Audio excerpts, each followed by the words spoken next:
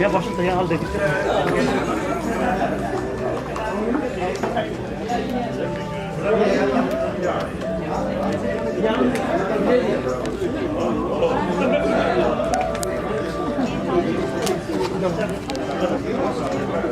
Apa yang mau hiu?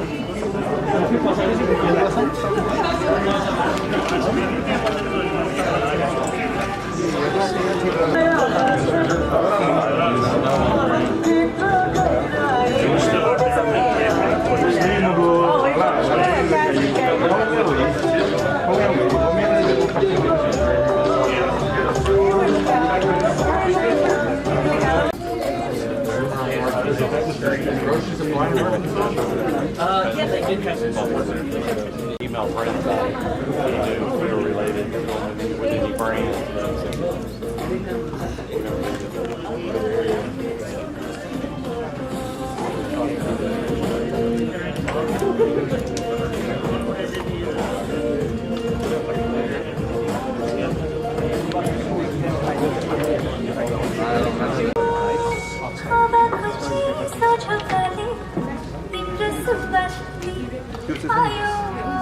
Joshi. I'm the president of Nepalese American Chamber of Commerce. Today, September 11, 2021, marks the 20-year anniversary of the terrorist attack on the World Trade Center in New York, the Pentagon in Arlington County, Virginia, and United Airlines Flight 93, which crashed near Shanksville, Pennsylvania.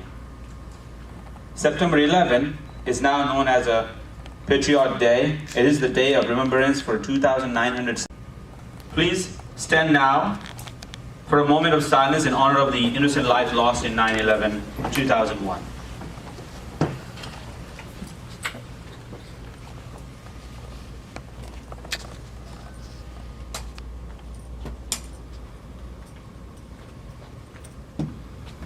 Thank you. Please be seated.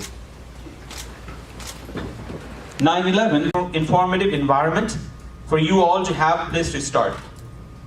As we proceed further into the evening, we will be providing information about starting up, how to get help, and all of the necessary fertilizer to grow your business. Hopefully you will leave here with a handful of information and soul full of ideas, and you apply them successfully amongst your own businesses. With that, I would like to welcome your host for the evening, Mr. Pradeep Giri, the General Secretary of the Chamber, on the stage, please. Thank you, President Joshi. Good evening. How is everybody doing? Good. It is so good to have you here tonight. Now, majority, if not all, of the Nepalese American audience present here tonight are the first generation Nepalese in America. For almost all of them, gas station is either their first job or first investment. It is where they learn English, American life, culture, food, even make their new American friends. So that is why gas station is a lot more than just a job or business for us. It has some emotional value attached to us, for us. Tonight, this beautiful Saturday evening, we are here to celebrate the very gas station C-store business. We'll hear from some experts, share some ideas. My name is Pradeep Giri. I'm your host for tonight. I want to welcome everybody, all the sponsors, supporters, our patrons, life members, immediate past president of Chamber, local and national Nepalese American organization, Again, thank you so much for joining here. We're gonna start off with big round of applause. Thank you very much. I would like to invite our immediate past president, Mr. Manoj Sigdel, for welcome remark.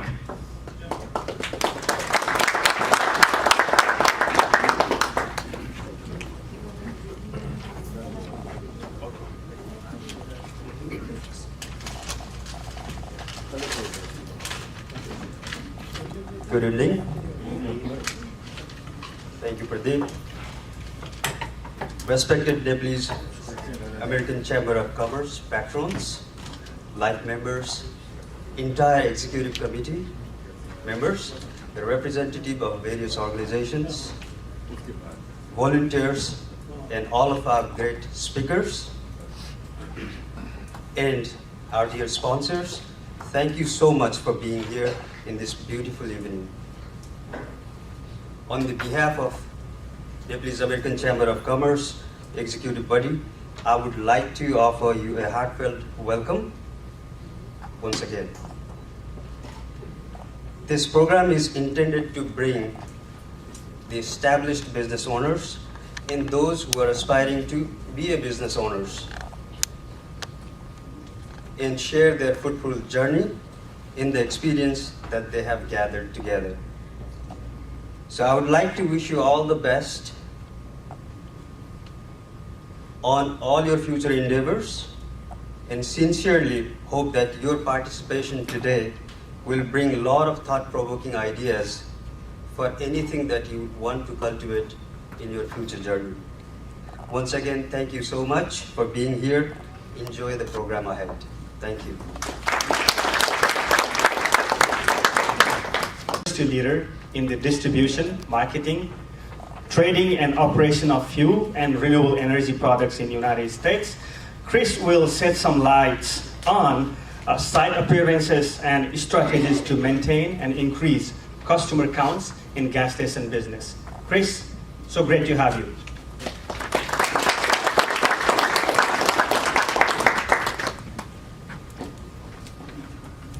Great.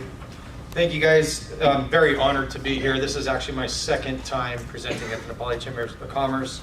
A little bit quickly about my job history. I spent 12 years at 7-Eleven. Prior to that, I was with Anheuser-Busch, sales to San Diego for 8 years. So from digging the bottom of the wells to digging a tank out, I've done a lot of things. I've wore a lot of different hats in my time. I feel very fortunate to be in this industry, sharing some of my experience as well as some of the plans, and then really kind of setting the stage for how we can take some time to look at how inside of our industry, the big box retailers are really attacking the independent marketers. A couple of facts here. This is based off NACS knowledge, the data. Gas volume it's really kind of hard to determine during COVID. I think we saw a total erosion about 40%. Pre-COVID, gas demand nationally was actually down 3.5%. DFW plays a little differently. As we see the constant influx and migration into our great DFW market, we don't fight a lot of the same fights that they do nationally. DFW gas volume is actually down 1% nationally pre-COVID. The interesting thing about that fact is 50% of that volume decrease is immediately from independent market insights. So that shows a big need for why we have to really take a look at and plan against what big box is trying to do to the independent market. Gas, the other thing to that is gas and C-store locations are also the biggest driver to customer counts and loyalty inside of the store. So a site's appearance from what a customer will see on the initial interior during the site visit, it plays a big thing. It plays a big part into their return business for the store. So going to go on to the next slide here. Sorry about that. Interesting fact is that 35% of C-store sales actually occurred during the PM hours. I put a few slides here, a few pictures of some local independent operated stores. You can see on the left. One of the key things I always challenge people And I challenge my customers, when I go out and I do a business consulting call, if you feel comfortable standing in a store at 9 o'clock at night on a Saturday night for 10 minutes, your customer will feel comfortable being there 9 o'clock at night on a Saturday night for 10 minutes. It's interesting to note that these are the effects of simply just accepting what we've had in the market for far too long. As you can see on the right-hand side there, though, what's an interesting part of this is that there are ways that we can help. Your fuel jobbers, and this market has some amazing jobbers in this market. We have relationships with tons of them inside this market. We do have co-op funds available. Your brands have business development funds that can help you with these projects. But I wanted to highlight that 76 on the side there. That's actually a site that was converted from an old independent market. Wasn't too big of an investment to get a site to that level, but it obviously is something that was an investment that needed to be made. If you take a look at the bottom left corner there, this is really what some of the sites in the market will look like as a customer is driving up. It's not very inviting. It doesn't feel safe. And more importantly than that, it doesn't welcome you back to the store. One of the things with my time at 7-Eleven, we used to have a strategy to stand on the outside corner of a store, sit there on the corner, and be able to look through to the back of a cooler. There was two reasons for that. We felt it was safe. They also felt that it was going to have an inviting feel for customers to want to continue to come back. The good news is with the BDF and co-op funds available, there are avenues and tools to be able to help us with situations like this. So let's take a look at the next slide. This is just the effect of what happens on a forecourt during the day when a customer sees and how this affects retaining customers. Far too many times we see in a marketplace, and far too many times, especially with harsh weather conditions like what we've seen in the DFW market, constant rain, we went through a miracle of March of freezing cold temperatures that we've never seen, which plays havoc on our stores. As you can see there on the left-hand side, one of the to a lot of our customers, they value their vehicles, and many of our customers, their vehicles may be their largest investment for their entire family. So when they see conditions like this, they may come back. The problem is we are giving them the choice to not come back. You can see to the right there, again, with assistance of co-op and with assistance of business development funds, we can get sites to a level to where it's acceptable and customers would appreciate coming back to an environment like that. Taking a look down there in the bottom left, this was a site out of, I think it was Kenosha, Wisconsin, where we had a customer come make an investment to add liquor to a C-store. Great investment. It was phenomenal for them to be able to have, an offsetting market that was going to drive customers in. They made a huge investment in a liquor store and bypassed one of the easiest things that we can do inside of our C-stores, landscaping. It's available through co-op. Most of us have a fantastic landscaper that we can call on a short notice to get out there and take care of these types of issues. You can see there the example on the right is a site that we were able to help in, I believe that's the Aledo market, for pennies on the dollar. The good thing is these are all situations, again, that we can use business development co-op funds for. I just ask of the left or the right, which is going to help maintain and drive customer counts to the store. There's nothing more valuable than a customer returning to our businesses.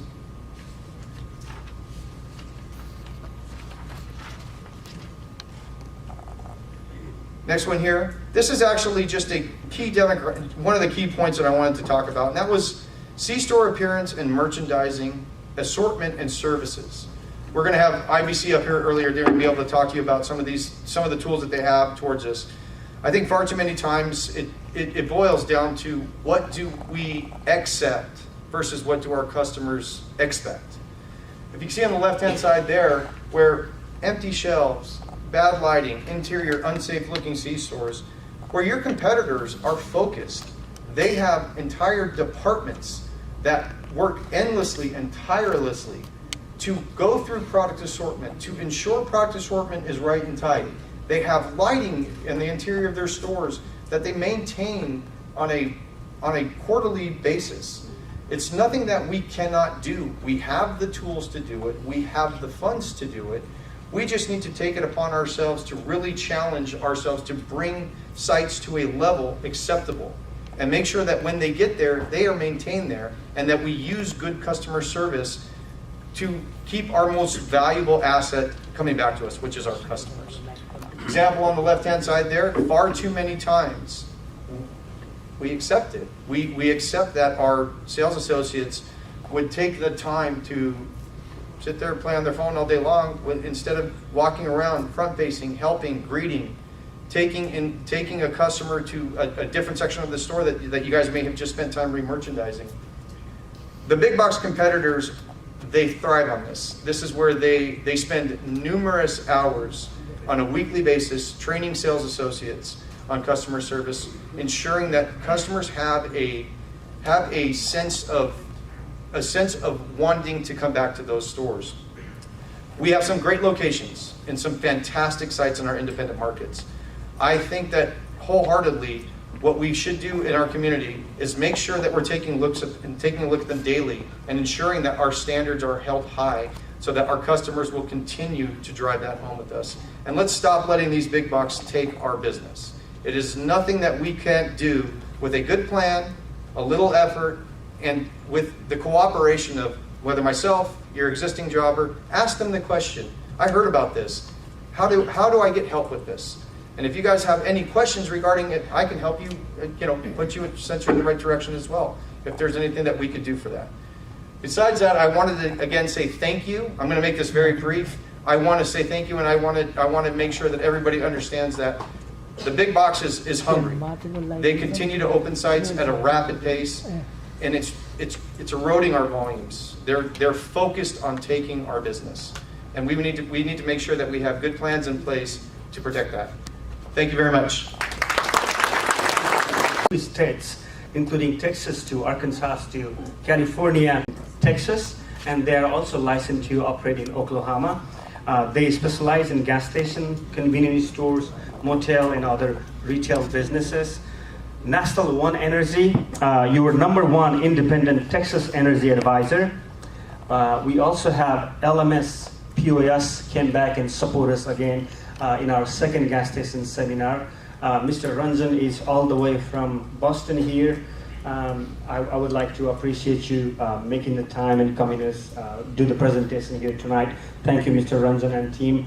A little bit about them. LMS POS, they are liquor store and grocery store point of sale system with full inventory control and automatic lottery inventory system. LMSPOS.com is their website. Solar switcher, go solar with $0 down, save up to $26,000 on average with EMB upgrades and etc.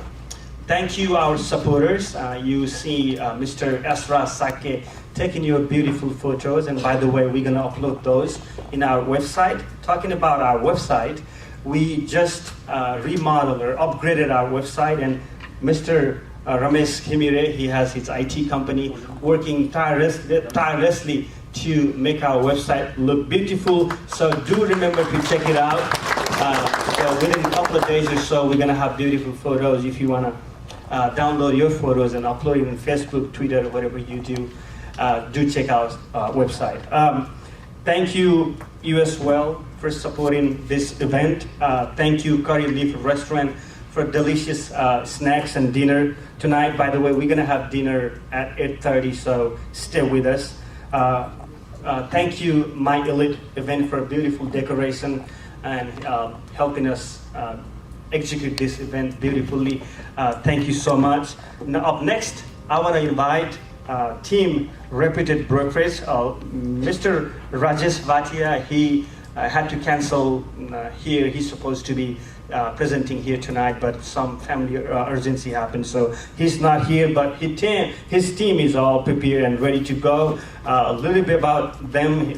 Mr. Rajesh Bhatia is one of the most active brokers in DFW areas. He has 15 plus years. I want to make sure I pronounce his name right. Mr. Dishant Pandey, please come on to this stage, sir.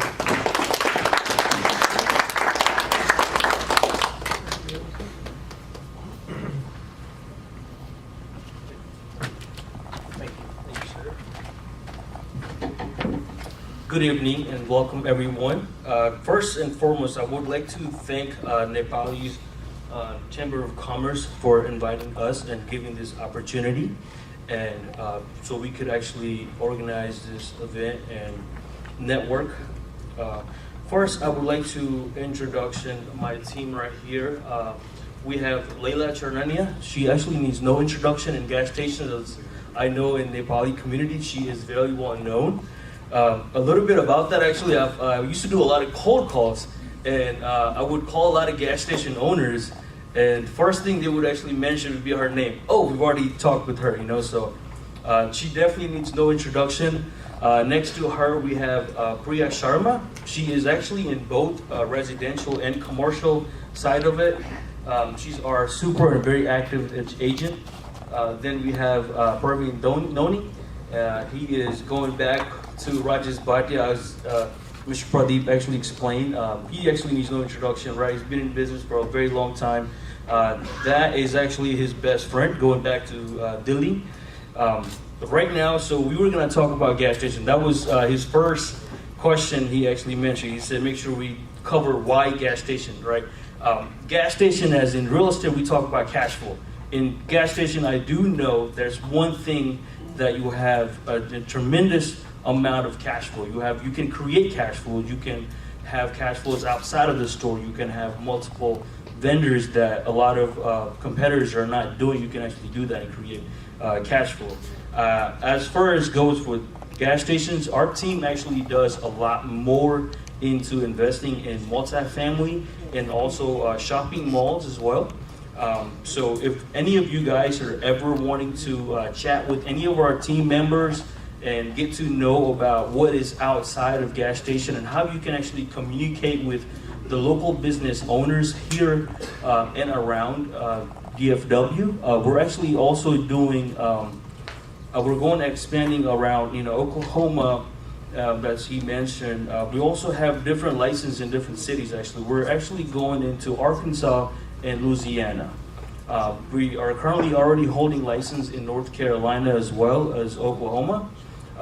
And a little bit about the license in multiple states. Now that gives us a lot of opportunity to work with DFW investors and people that actually invest in multiple states. They're just what we call it here like a sleeping investor, right? They just want to invest in a little bit of equity. So we actually create a great team here outside of the state and with local investors that can actually expand their territory. A little bit about our team. We are actually right now just getting started here in DFW. We have a great office here that any of you guys wanted to come and see us. We have about 15, 17 agents here locally right now. And we're adding around another 100 to 150 agents by end of the year. One more thing, actually, we are also doing residential. Recently just started doing that, and also in that residential side, we're also adding a mortgage side of it. So we have an in-house mortgage as well. So if any of you guys are looking to get houses, our Priya Sharma, she's our best agent in the residential side. And enjoy the event, guys.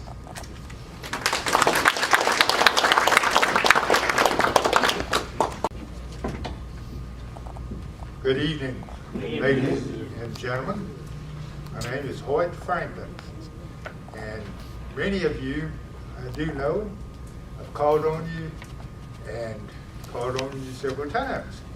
We at National One Energy are a broker for electric energy. And I'd like to ask, is there anyone in here tonight who lost power back during the February deep freeze? Raise your hand. We all did. Should have asked, is anybody did not? But what happened is that deep freeze caused a lot of people to use a lot of energy, and it flooded the grid system throughout Texas. And with that, we have a company called ERCOT. That's Electricity Reliability Commission of Texas. They are the ones who control that grid and prevent blackouts. However, they also can control the grids and create what is called a rolling blackout. With that, there were millions of Texans that were without power for an hour, or 2 hours, or more than a couple of days. And with that, our governor of Texas called a meeting for ERCOT and the Public Utility Commission of Texas in order to make some changes and prevent these rolling blackouts ever occurring. Now, they generally occur in the summertime and they occur in the wintertime. This past February was one of those unique events. There were some people, some businesses that were not on contracts during that period of time for the electric energy. And with that, those who are month to month were caught, and these companies that provided the electric energy for them raised their rates, and some were paying as much as $37,000 to $47,000 for 1 month for one location. Is unheard of. We've never run across anything like that. I certainly hope no one here suffered that consequence. But if you did, you never want to be month to month. You never want to be on an index pricing for that reason. Index pricing oftentimes will come to you where someone will say, here's the lowest price that you will ever find, and that lowest price may be just the adder. And with that, they're not telling you the whole story. There's another charge, and that charge can be variable on a monthly basis.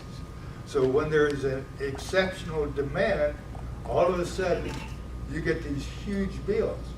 And those huge bills, like happened back in February, will offset all that you got in the way of savings over a period of time. I can only tell you that we at National One, working with all the electric energy suppliers here in Texas, we come up with the best possible price to help you to save money. It may not be the lowest price, because the lowest price would be index pricing, and you don't want to be volume. We're able to command a lower rate for you. Tonight, at my booth, if you will, there is a ticket that you can use to put in our punch bowl for a drawing where we have 5 Master or Visa cards that are each worth $100 for you just signing our guest list. 98. He serves as Vice President of Southern Association of Wholesale Distributors SLD Board. He served on several committees for Arkansas Oil Marketers Association. He's been married for 30 years, father of 2, grandfather to 2 beautiful granddaughters. Please welcome our next guest speaker, Mr. Jeff Thompson.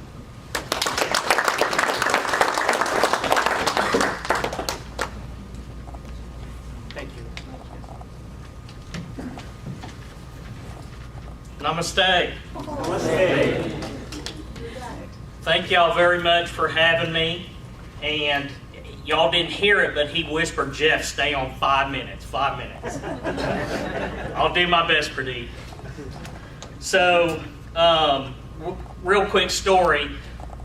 I'm going to get familiar with this clicker real quick. All you have to do is just click.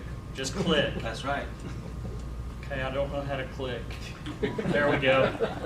So, when I gave a speech a few years ago, one of my first speeches, the reason I have to get familiar with this clicker is because when I get nervous, I start pressing buttons really fast. And I was going through my speech, reading my speech, and I could just see everybody looking at the screen with their eyes just bewildered. What is he doing? And I turned and looked at the screen, and I'm sitting here mashing the clicker, and it is just spinning through my slideshow. Anyway. So today I wanted to talk about the C-store state of the industry and identify a few challenges, which I know you all are familiar with, as well as some opportunities, and then maybe some solutions. We won't go through this. He did a very good introduction. The important part is I am a grandfather of 2 very beautiful grandchildren, 3 years old and 18 months. So they are a big part of my life. So it's not all bad news. There is good news out there with COVID-19 and what it's done to our economy. This is kind of small on the screen, but there's a lot of green numbers up there. And this is based on the National Association of Convenience Stores data. A lot of green numbers is good, right? It means our margins are up and our unit sales are up.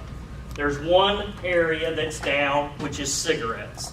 Cigarettes is declining every year, so we have to find other products and services to sell to make up for the cigarettes.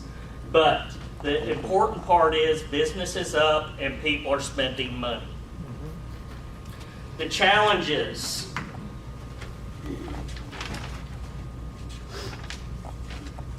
Labor. Everybody is well familiar with the labor challenges. Out of stocks. I'm not sure who y'all's current supplier is, but I'm sure you've had 1 or 2 out of stocks on your invoices, right? I know my customers have had a lot of out of stocks based on the manufacturers cutting me.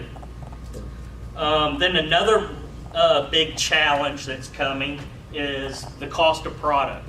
It is going through the roof, right? It's going up every day, and not only is it going up, you're having to pay people more to work at your stores, right? I know we're having to pay more people to pick the orders. So the cost of labor is constantly increasing.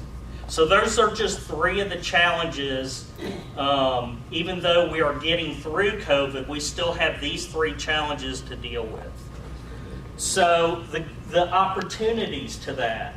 People are spending money. Sell them something. That's one opportunity. The other opportunity is restaurants and QSRs like Popeyes or Kentucky Fried Chicken, companies like that. They are right now facing more severe labor issues and product issues than our industry is. So that presents an opportunity to us to sell more food service.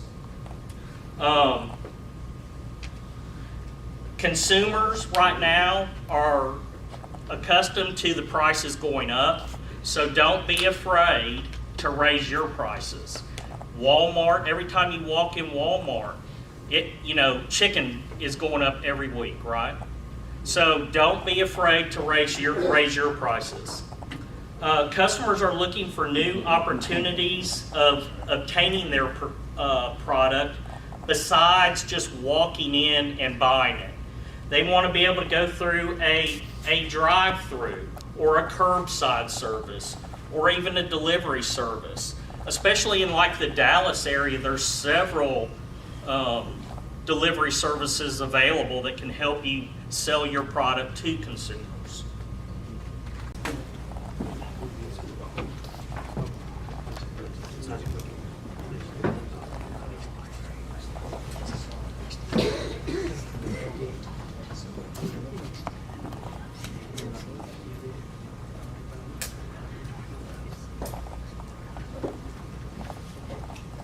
Good evening and namaste. As Pradiji has given my introduction, I am Ranjan and I represent Compro Boston, based in Boston, Massachusetts. And we have our local representative here, Sudeep ji. You can always contact him here. Moving forward, thank you Nepalese Chamber of Commerce for giving us this opportunity to represent our product in this area. We sell our product all over the country. Saying that, let's move forward. LMS POS is our own in-house product. We sell other products as well. So why LMS POS is different from other is with the experience of selling other products and having a knowledge of what people need, the end client and customer, what are their requirements and what they need particularly. So we developed this product on the basis of that thing rather than selling other products. So LMS POS, as the name you see, it says LMS is lottery management system. We have incorporated the lottery management into this software extensively. So that is 2-in-1 software for your retail store and as well as lottery management. I have some of the features that I will go through, and then I have a small slide show. You can see the features that are included in this product. So LMS POS is best suitable for liquor stores, C-stores, smoke shops, grocery stores, and other retail stores as well. LMS POS is 2-in-1, lottery and grocery inventory system, and full inventory control and sales report, and complete lottery management system. No more handwriting or manual calculation. It's a complete automated system for lottery as well. No more loss due to human error. Lottery theft prevention. Some of the POS features. Mobile tablet compatible Windows 10 tablet. You can use that, and you can even take customers on the fly, or you can even do your inventory on the aisles using that tablet. It has discount pool, sales promotion coupons. You can even email coupons to the customers. Integrated and certified EMV chip card, credit card processing. We have integrated with different processors, WorldPay, Heartland, First Data, so you can use any of those. And then we have live sales report on your phone. Daily sales report on phone can be emailed at the end of the day. Mobile inventory app using your own phone. You can use your phone to do inventory on the aisles. No sales, cash drawer opening, void and delete item loss reporting. Automated database backup. You don't have to do it manually. And group editing of inventory with the click of button. Let's say if you want to change the prices of a complete category or department, you can just click a button and then change by, let's say, by 5% or 10%. You don't have to go to each item and change it. And we have also done NVR camera system for POS text overlay, so you can see what is being run on the register on your cameras. And ID scanning for age verification of age-sensitive items. You can scan the ID and it tells you like if he's over 18 or 21 for selling that product. And price embedded barcode printer integrated for selling like meat items which are pre-printed with a barcode. And automated purchase order and direct store delivery receipt. Like you said before, like if you have a price increase on your product, so you don't have to go and change price of each. You can go to that purchase order and see last time what was your price, and then you can see what is your new price and update there on a click. And it has a full lottery management, no more handwriting, the beginning or ending numbers. And it sells scratch and lottery tickets with a scan, so that everything is automated. And any discrepancies are reported to manager immediately. All books and tickets are tracked. Accurate calculation of lottery sales. Any short or over is reported by email instantly. Lottery and grocery liquor sales are reported separately because lottery is a commission-based sales, so it does not include on your retail sales, so they are separated. Settled and returned book of lottery office are recorded. Like on the shelf, sometimes the lottery office comes and takes your books in the middle of the book, so they are all recorded when they take it back. Daily reconciliation report on demand anytime. Let's watch some of the features of LMS POS. I have a video that explains some of the features. And also, we have a 10% discount for all the members here if you buy within this month. And you can contact Mr. Sudeep Adhikari for locally here. So thank you for your time. Thank you very much.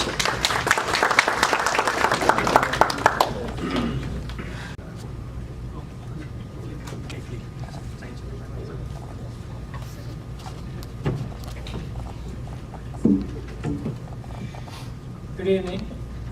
Thank you for coming over. Thank you for your time. And I would like to thank Chamber of Commerce team, who is always on the job all the time, and they organize functions like this and try to connect us and try to kind of educate us all the time.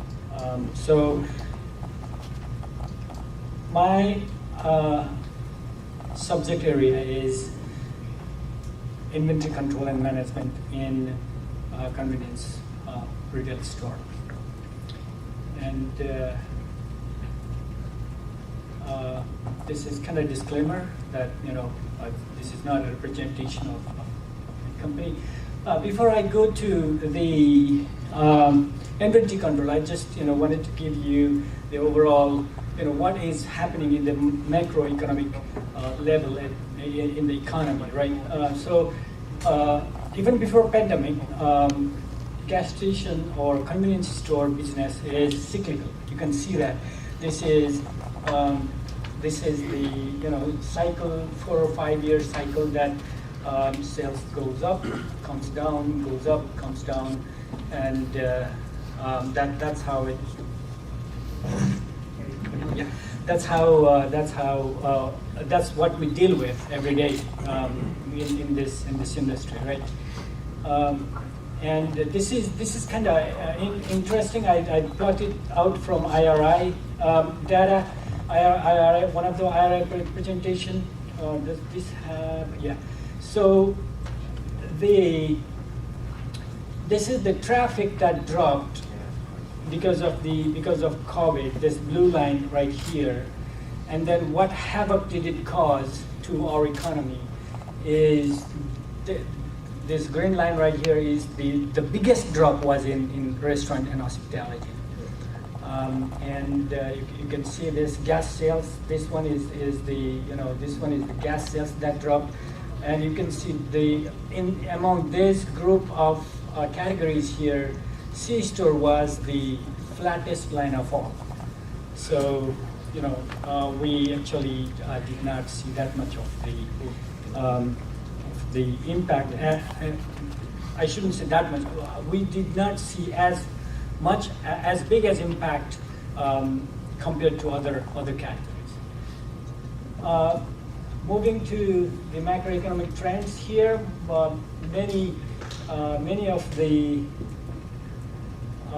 these points are already addressed by earlier presentations. I'm struggling with the clicker here.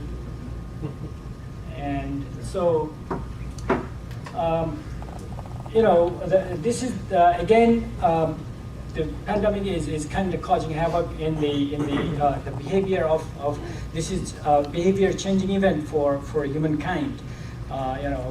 So it will definitely have economic impact on everything, including C-stores. So people are they are getting out less. They want to buy more. They less trips. Bigger carts, type of thing. And then material and labor shortages were well addressed earlier. So I'm not gonna do any. I'm not gonna waste any time on that. But one thing is sure. Dr. Pepper Company, and he is one of our guest speaker tonight, and I would like to welcome him with his presentation on his stage, Mr. Rob Knight. While he is on his stage, I would also like to make this announcement, and I would like to invite our president, Mr. Bal Joshi, on his stage too. IBC has decided to support us and become our long-term partner, and for that, they are giving us 25,000 check, and I would like Mr. Rob Knight to hand this to our president. Thank you.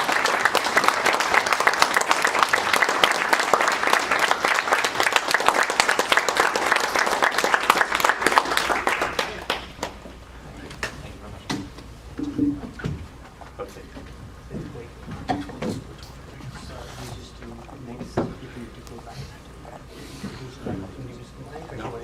Good. Pretty loud on the stuff. Good evening, everybody. Thank you for allowing us this time tonight. A lot of things have been touched on tonight. There are a lot of common themes about the convenience store business and how do we survive COVID and just look down the road to the future and how we can all get stronger together. And that's where we feel like we play a very strong role in this. We've been watching this business and looking forward 10 years for a long time. We saw the 7-Elevens, the Circle K's, gobbling up all the chains, whether it was Exxon or Speedway, and they're consolidating. They want to put everybody out of business, just like Amazon and Walmart. They only want a few standing at the end of the day. So that's what's really helped our business thrive. Pressures on the market, we talked about it, employment. There's a lot of folks that are getting a lot of money right now from the government, and there's going to be a post-COVID event where all this money goes away. How many people see cars around the road with the paper tags on the back because they haven't had mortgages and they're getting all this money? They're going out and buying things that hopefully won't get repoed here in 6 months because they have to go back to paying mortgages and other things. So there's a lot of pressure on the system right now. IBC is trying to, I can't see because of the speaker, but I'm touching on a lot of this, but the effects on the shopper are, they're going to go back to more of a value system. When this money starts to dry up, you're going to have to look at ways to bundle, buy more, save more, whether it's 1, 2, or 3. Hold on one second. Next slide. I got you. Oh, there we go. All right. The retail effect is the suppliers. I mean, how many stores have just got completely empty doors? And suppliers, when you look at them, they just have this defeated look on their face because they're all working 60 hours. People are walking off the jobs. They can't pay them enough. The volume's up over prior year. I mean, we had a record year last year in convenience as a business. We're having that this year, but we feel like that wall is coming because they raise their prices to try to slow down demand, and they can't keep up with the volume. So the only ones at the end of the day that are going to make money are the suppliers. So I believe they were speaking earlier about raising your retails, and I know Chuck is a big proponent, and the guys on my team, don't be afraid to be competitive. You see 7-Elevens at $2.19 and $2.09. Raise your price. Clean your stores up, make them look good, go head to head with them and you'll be fine. But make money at the end of the day because there's a lot of constraints on the system. Net margin pressure. With all these increases and having to pay people, what's the right balancing act for margin? Let's skip over that. Bill program for independent retailers that take pressure off. This is where we come into play. I started with IBC in 2010 as vice president with the previous founder, and we had 800 stores. And I felt like that was a lot of stores. We had a lot of buying power, and we were nothing. I mean, we really still didn't have relevance. And you look at 7-Eleven and the other chains, so we set out on a mission to be the biggest co-op in the country, and we have done that with 5,800 stores. So we had 800 in 2010, and we're going to break 6,000 by the end of the year. We're even looking at international business now. So we know that to let the independents win, it's all about size. If you are the biggest guy at the table with these vendors, you have a lot of voice and you have a lot of negotiating power. So that's what we've been working on to accomplish. Where that comes with IBC, I just wanted to go through real quickly, 22 states, and you touched on this earlier. We have people out in the trade to help you. We're number 6 with Frito-Lay. Nationally for convenience stores, we do $85 million with Frito. So we do a lot of business. So we sit down and talk to these guys. We have a very commanding voice. And the good thing from my perspective is I grew up on that side of the business. So it's very hard for a key account guy to come in and trick me because I've been on that side and I know what they're trying to do and get away with. Same with Coca-Cola. We're national accounts with all these vendors. Number 7 nationally for convenience stores, Monster 10, and you can see on the slide. Just to give you a point of reference, we broke 1 million cases with just Monster Energy last year. So we're one of their top key accounts, and that just gives us more buying power to help our customers. This is our organization. We're not real big. We have about 14 people in the office, but we have a marketing department. We have people out in the field. There are some competitors out there that do the same thing we do, but they don't do it on a scale that IBC does it. These are a lot of the brands. If you look in your stores, most of these brands are what all of you sell today if you have a convenience store. So we negotiate national deals where there's pricing or rebates for all these products. And this is the beverage slide. So these are grocery, cupcakes, ice cream, IMM, which is Latino Factor, Linco products, which is the little trinkets and trash stands in the stores, fuel, grocery, propane, coffees. I mean, we have a very, Bitcoin, we have a very wide range of products that we negotiate for our customers. We have data analytics with JDA and Salesforce, so our guys can come in and actually review your sales for your stores and look at prior year and tell you if you're up or down and make adjustments in the store. No one has that capability today to be able to come in and show these kind of analytics. When the vendors give us your sales and bring them in, we can import them into Salesforce and we can spit out the category size to know how to set your store. Because on one end of town, Gatorade may need a whole door. On another end of town, it may only need 5 shelves. For the partnership that we have started, this is not, don't consider it as a sponsorship and they get to come here, show the advertisement and ask you to give them a business. It's more of a trust and a relationship. Our chamber is all about establishing a relationship, and most of you do have first-hand experience. We do value that. So since they have trusted us and they are willing to provide the amount that we have requested, actually more than what we have requested, to support our events throughout the year, give them the opportunity. Most of you already have a relationship with them, or at least have heard about them. If you have not, at least sit down with one of their sales agents and talk about it and see, let them present their case. That's all I have to say. Thank you very much, Rob. Thank you. Vine. If you've been in one of our gala events before, you probably know the scale and the fun. It goes on. And so it's on October 31st. Please make sure you register before, because it gets sold out pretty quick. We have limited seats. Again, it's October 31st, Embassy Suites. In a minute, our team members are going to be handing out some slides, and with QR code, you could, if you want to sign up for the gala nights. Just put your name and information so we can call you, and we'll take it from there and help you how to get your registration and tickets. Also, in a minute, our team members are going to be handing out a feedback form, which is regarding this event. Please fill that out. What you think about the event tonight? What did we do good, or what are the areas we could do better or improve? That would really, really help, especially for the events that's coming rest of the year and next year. So we really appreciate you in advance filling that feedback form for us. Thank you. Now, I would like to invite Mr. LB Subba, who promises us $0 down payment and save up to $26,000 on average with 26% tax credit. He's with Solar Switcher. Sir, welcome.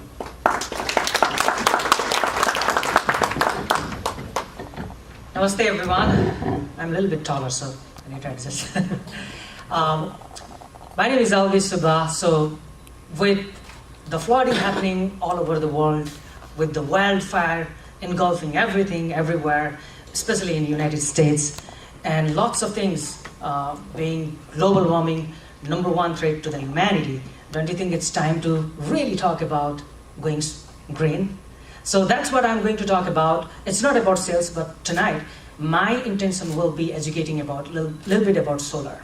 Because there are 130 million residential property in the United States of America. And out of that, only 90 million residential property is qualified going solar. So today, hopefully I will be able to set some knowledge to show you and make you understand whether going solar is right fit for any homeowners and what are the things that you need to consider or know before going solar. All right? Oh, sorry.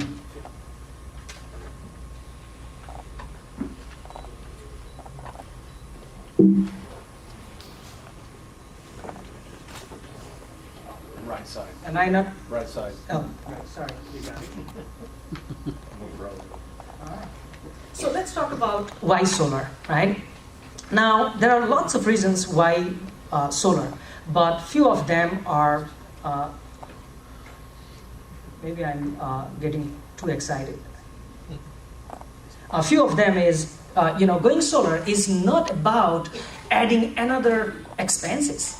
It's all about just rerouting your electricity bill into solar. In fact, the simple analogy is, going solar is all about owning your own energy system instead of renting it out with an electric company. No offense to electric company because, we have been using them, but, with solar, you can own your own electricity, right? And you can completely, eliminate your electric bill. In most of the cases, we are able to reduce electric bill by 5% to 50%. So that's one of the reasons. Another one is you start saving from day one when you put solar on your roof, right? And one of the big reasons why you need to go solar is also federal government is giving 26% tax credit on the total system cost. It is a lot of money, right? Of course, consult with your own CPA about this, but that's another reason. And of course, it helps lower pollution, and it helps, with warming temperature and climate change also. That's another big advantage. And I want to stress this very hard. Cities are starting to mandate solar in all new built homes. So that means very soon the federal credit is going away. Right now it's 26%. Next year it will be 22%. And the following year will be 10%, and it will be gone forever. Because if the cities are mandating solar for all new built home, if they are mandating it, why is federal government need to encourage homeowners, right? So that's one of the reasons why solar and why now. Now, another thing is, going solar, many homeowners in the same, many homeowners who are going solar are also complaining about getting ripped off by solar salesmen and solar companies out there. It's very common. Why? Because, they don't understand the solar in first hand. If you want to go solar, have an understanding. And one of the best way to see whether going solar is beneficial to you or not is simply take your electric bill. What is the total amount of electric bill that you are paying for the specific month? And divide with the total number of kilowatt that you are using for that month. That will give you what is the actual rate per kilowatt that you are paying to electricity company. And then get a quote with the right solar system and divide that amount with the average amount of power you are using and compare those rates. Then in there you will find whether going solar will be beneficial to you or not. It's as simple as that. And in most of the cases, you will reduce your bill or completely eliminate your electric bill with solar.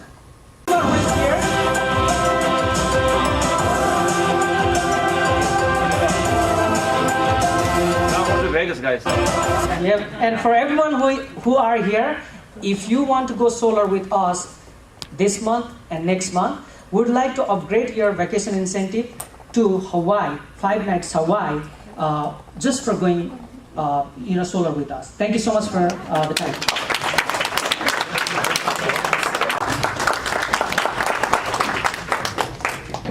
Good evening, everybody. I've been in CPA business for the last 20 years, and I've helped a lot of Nepalese opening companies and running a gas station business. What I have noticed for the last 20 years, whoever walked into my office and opening a business and starting a business, some have succeeded. They have succeeded very well. Some stuck to one store and still with the one store.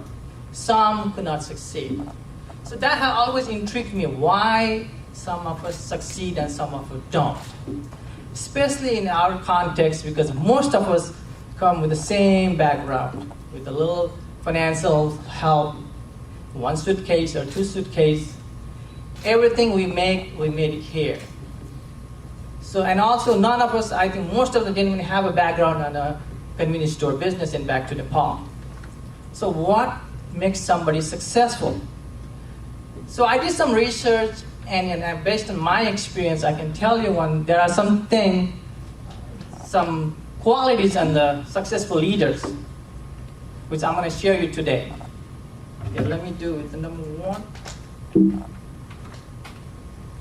All right.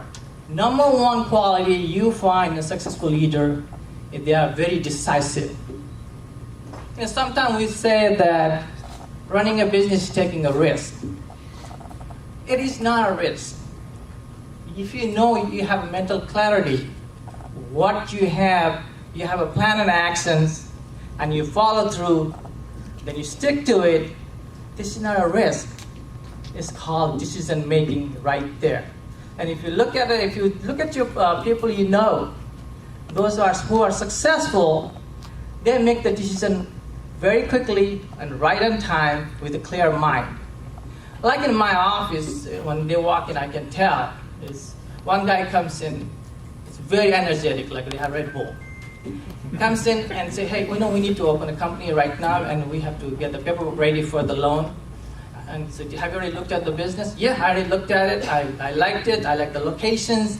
I like the foot traffic. I can put some kitchen. I can change it here. I can make it. And he pulls out the check and says, okay, how much I need to pay right now? Let's start.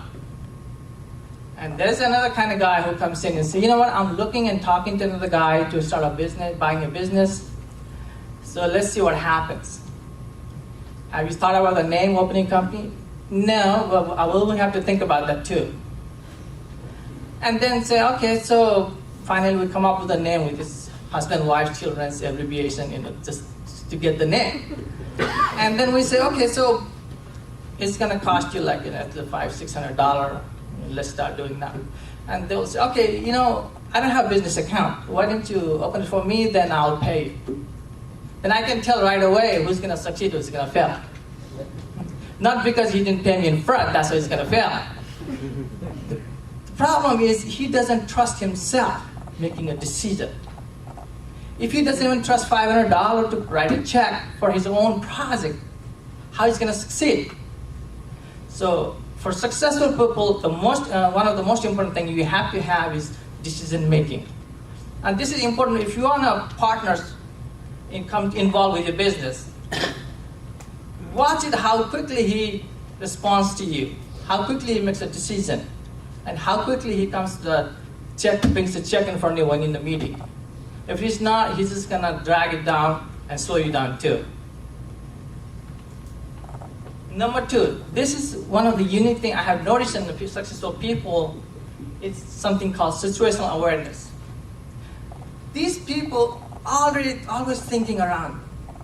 They know whenever they walk, they remember everybody, every location, and they can tell in 2-3 days, remember we saw that location? I think I like that. These are the people are always the first to find the great bargain. Because when they were driving and talking to a friend, their one eye is just looking on the side, which location I could do a business with. So you have to have this quality. I don't know, you can transfer, you can learn this thing. Now, I have seen with the successful people that they have this kind of unique ability to anticipate what's going to happen in their surroundings. Empathy factor. Many store owners can tell you about you that they can't find employees. That one store, they still cannot find employees. Whereas there are so many people with many stores, they have lots of employees working for them. How does this happen? Because as an owner, as a businessman, successful businessman, you have to have ability to understand the person in front of you. This is called empathy factor. You need to be able to observe the person and have the feeling how he's feeling. Sometimes we think like if you pay the employees money, they will work for you. Most of the employees will tell you it's not the money, it's the respect they're looking for you, the way you treat them. So you have to have empathy in you if you want to succeed, because you are relying on your whole business on the people other than yourself. Another is penny pincher. We assume that, okay, if you are rich, you spend a lot of money. You just waste your money just like that, You might pay you a dinner, but that doesn't mean he's wasting money on every issue. In fact, if you look at them, because when you do accounting, you can tell they know exactly how much money is coming in, how much money is wasted, and they can tell by penny without even looking straight in the back of their head how much money they're going to get next week. And that is the quality you have to have. And most of the successful people will tell you they do not like wasting any money. Because I see a lot of people with a bank statement, they come in, the NSF check, $35 charge, list of charges. I said, what happened? And they say, well, when doing, we just forgot, and that's why we started the bank charging this much money. Somebody charging this, somebody charging this. You have to control your money outflow. And most of the successful people, rich people, they do it. They do not waste even a penny. They tend to think as a challenge. And another one is selective association. America. He is one of the founding members of Nepalese Society of Texas. More importantly, he, along with few other friends, were our founding members, envisioned the Nepalese American Chamber of Commerce, who organized this event today. And we have the pleasure of having him here tonight, and he's gonna do a quick presentation on addressing the overall current challenges faced by gas station business. And I have requested him to share some experience of being the first Nepalese business owner and how was it like when he started versus me who just started. I have people I can reach out to. I know my uncle or friends, but him, I believe, was a different story.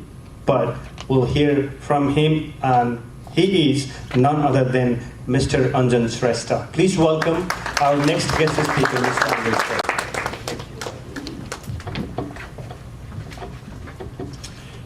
Thank you. Good evening.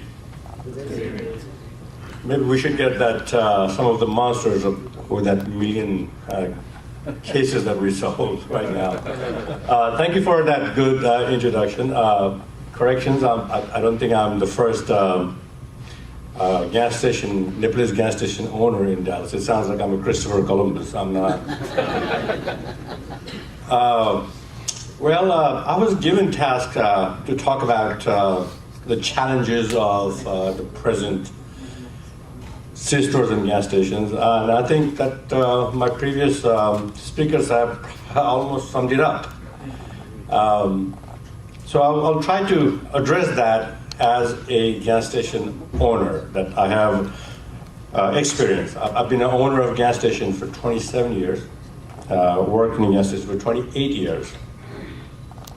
It's good to see so many Nepalese gas station owners in Dallas Metroplex, a room full, and I'm sure there are many more. We came a long way. I'm very proud of all of you. It is the volume of the people that today here speaks to itself, that where we came now. And I think it's a good thing. I'm very proud of us. So let's talk about these challenges that, maybe I should do that, Mike. Sure.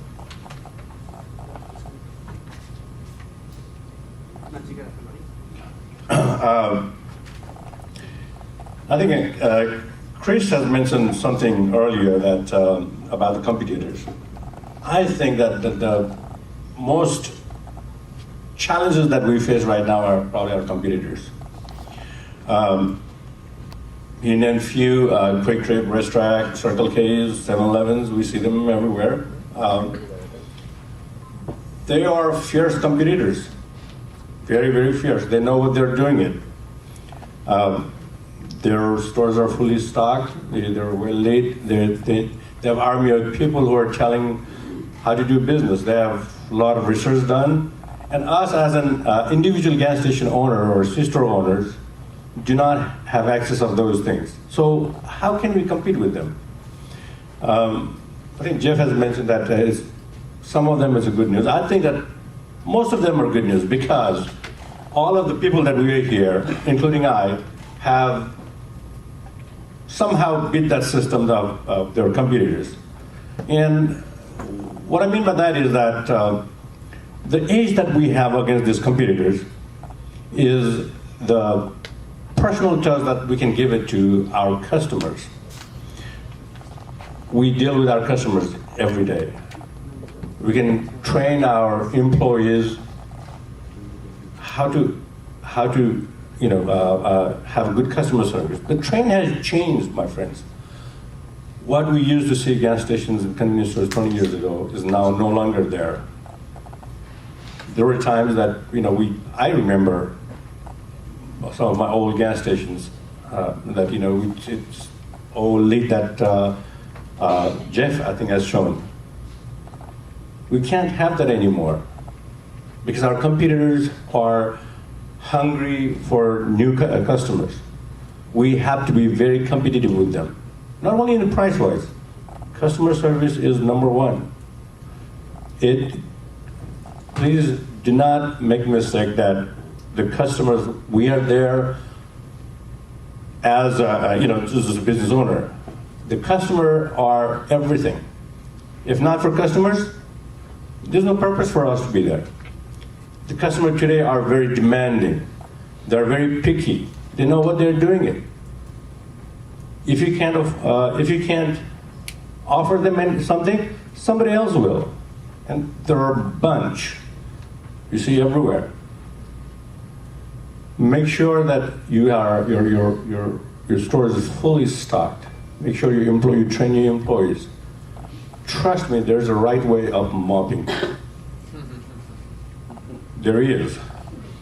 And you need to make sure you know it, you train your employees, you make sure that everybody does it. Yeah, it is. But I tell you my experience. What I found is that if I do it, I like to work with them. So when I do it, they will do it. Okay? So these are the challenges that we have. Revenues are getting more revenues are always a bigger challenges. Selling things, that's what we are there for. But I see that, when I tell earlier that being personal to our customers, we have that access of being personal to our customers. The reason being is that we also work there. Our employees who work longer hours. Our employees stay with us for longer, versus all these big box stores that we're talking about. And I'm not trying to offend anything, but most of them I see that they're 18, 19 years old, part-timers, a bunch of them. They have a good customer service, but they will not ever, know their customers, versus us have that age. When you know your customer by their name, when your customer know you by their name, when that customer comes and you put their brand of cigarette before even they ask, it changes everything, my friend. You retain your customer for life. So just because you have all these big, chain stores, don't be scared. You have something that they don't. Even though they have an army of people who's deciding how to do things in their fancy offices and their high rises, but they're pulling data out of their computers. They have a cookie cutter, ways of doing things. You, as an individual gas station owners or C-store owners, you can individualize it. You know what sells, but at the same time, somebody has mentioned about the inventory and all that. Make sure that stay on top of it. You have to know your business. You have to know what you're doing it. So I know that I don't have much time, so I will not go through a lot of things on how to increase our sales. However, I would like to really talk about how can we cut down our cost, cut down our losses, or reducing our expenses. This is very important. Again, I'm going to talk about our competitors. One thing we have is that our expenses are not as much high as theirs, including payrolls, including utilities. You have to know, but you have to know what you're doing it. Somebody has explained that, I think Bilaji has explained that there are a bunch of NSFs. You'll be surprised how many people waste their money on stupid things because they just don't realize, they don't see it. And every dollar that you spend is going out of your pocket. I'll tell you something. If you can spend $2,000, that's a full $8,000 on sales. You have to do $8,000 sales just to save that, to make that $2,000. But it is much easier to save that $2,000 if you're very vigilant about it, if you know what you're doing it. I have seen all kinds of stuff. I've seen a credit card statement. A friend of mine has asked me for help. I went there and saw there, $40 there, $200 here. Adds up. We as individual business owner, we don't have much money to afford. They have bigger pockets, we don't. So if you don't protect your inventory, if you don't protect your money, my friends, nobody will. You have to. So that's what I think is the present challenge that we have as individuals. Aspire to be that, please raise your hand. Anyone who wanted to be a radio jockey or a radio presenter? I see one hand there. 2, 3. Okay, 4. And I know. There will be everybody will raise their hand. So 5. So I got 2 minutes to talk about the radio thing. So I will just get into topic. So namaste everyone. My name is Shraddha Shrestha. So I run Yeti Insurance Agency along with my business partner and mentor, Mr. Suraj Paul, right there. And I am also one of the active volunteer of Nepali Chamber of Commerce since last 3 years. Long story short, I produce and run a radio show, Namaste Nepal, at 104.9 FM here in Dallas, which have a huge listenership of more than 400,000 South Asians. I have been a radio person since my whole life, I would say, since I knew radio. In short, radio is my passion, and we all know when passion meets the profession, the magic happens. And here, I want us to work together and create that magic. After 5 years of being in radio show and being a radio presenter, I recently embarked on this journey of being a show producer, and I am aware of this mixed feeling of starting something new, nervous, excited, and rush to give up because of so many rejections. But a wise man once told me, 99% won't believe in you. Find that 1% who does and see how life changes for good. And tonight, here I am looking for 1% who believe in that.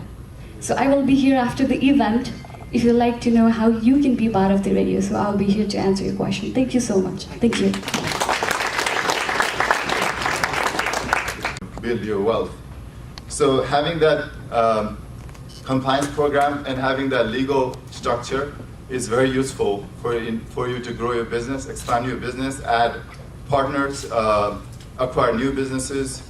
So here I would like to talk about a few things you need to really give attention to when you are growing your business or starting a business. One is how you are forming your business. Are you following all the legal formalities, right? If you have a LLC, do you have a lawyer drafted operating agreement with your partners? If you have more than one, obviously if you have only you, then you don't need that. But if you have multiple members, you need the operating agreement to govern all your corporate affairs.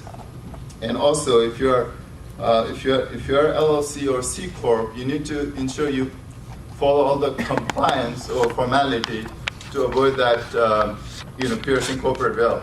If you don't do that, then your personal asset can be subject or exposed to claim or lawsuit or action, civil or even other kind of legal actions.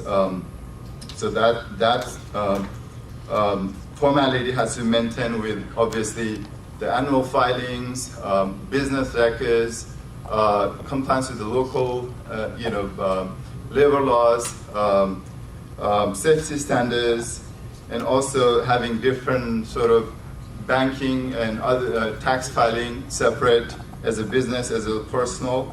Another thing also I wanted to highlight is that since you as a business, you are very much customer centric, so you need to have an employment agreement in place which protects you as a employer, so that your employees, I guess there's some clauses you can put in, which is non-compete clause.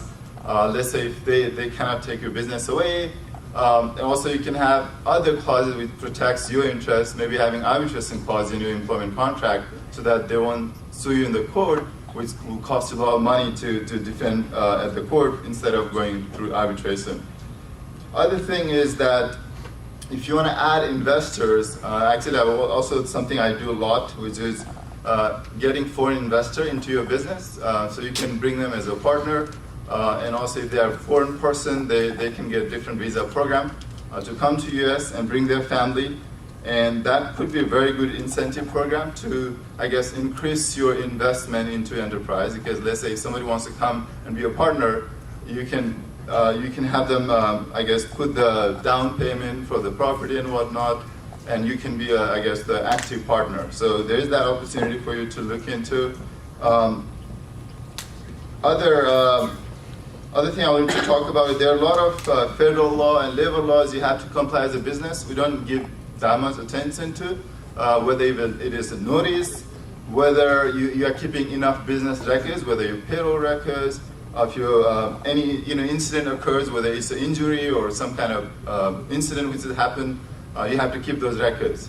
So there are those kind of rules you have to follow, and I think the final concluding remarks would be just have professional lawyers who are expert in the field, so that whenever you have a need, even if you don't have a need, feel free to consult them. Many of the firms in the area or in that practice group, they might be willing to do a very I guess free consultation or some set fee that they can offer your services. So hiring a lawyer is not too expensive if you start early.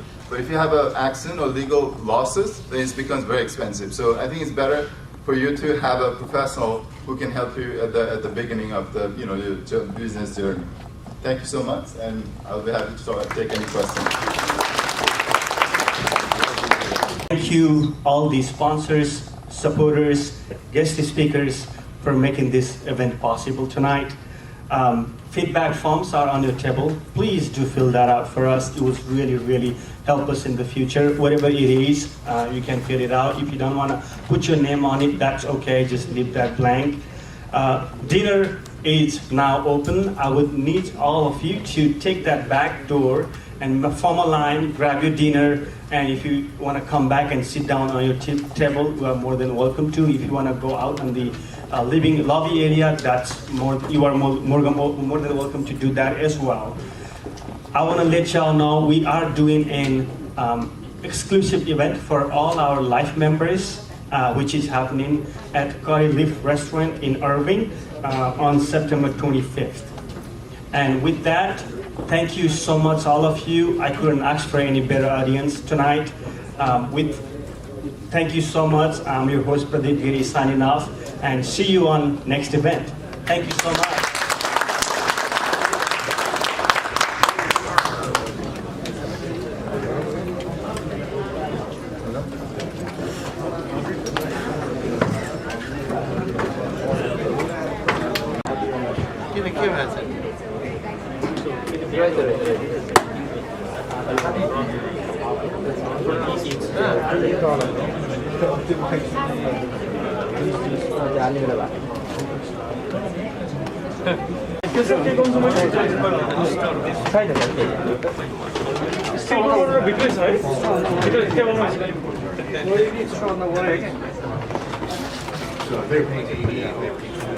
So this guy comes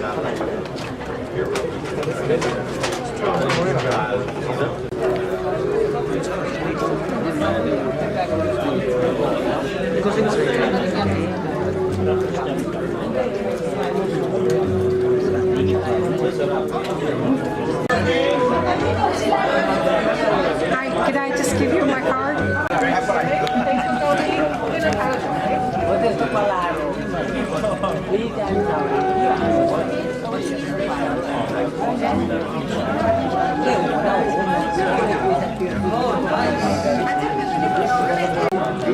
आफ्नो काम गर्न थाल्यो loud speaker बनाएर